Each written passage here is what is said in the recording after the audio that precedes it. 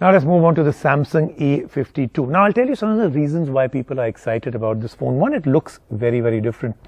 They've got plastic at the back and they're very proudly saying it's plastic. And by the way, that's a good thing because antenna performance really becomes good in a plastic phone. With metal, of course, it goes for a complete 6. So that's the good part. But Samsung is not shying away from the plastic. They're giving it a nice plastic look and saying it's plastic and it looks good.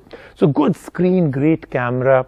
It's almost as if they're giving you a flagship level phone at about 25,000-26,000 rupees. So let's tell you the things that we actually liked in this phone that are kind of flagship and the one or two areas that they did not deliver.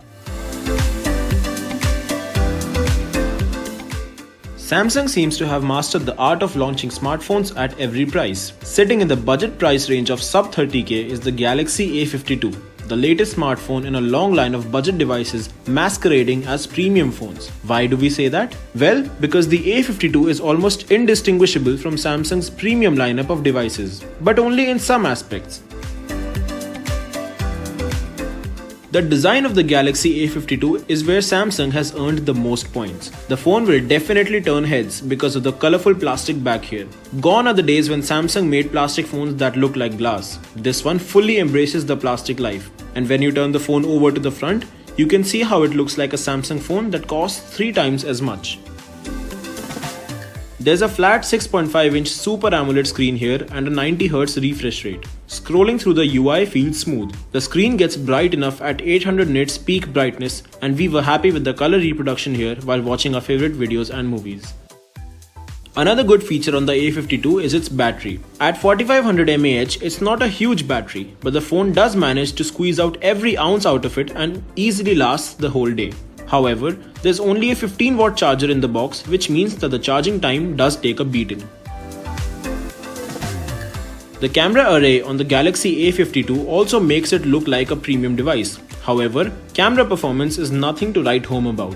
There is a quad camera on the back here with a 64-megapixel main sensor, a 12-megapixel ultra-wide lens, a 5-megapixel macro and a 5-megapixel depth sensor. We weren't too impressed with the photos as they lacked a level of detail. The colors seemed a little overexposed and the macro lens also failed to focus properly. However, the camera UI retains Samsung's single take feature, which was a nice thing to see. Moving over to the front, we get a 32-megapixel selfie shooter that can take some good selfies. You can also get an ultra-wide angle to your shots while using the front camera.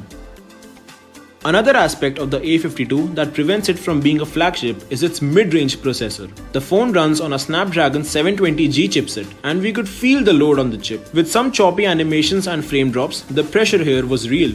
However, there is 6GB RAM which provides some respite to the phone. A saving grace here is Samsung's software.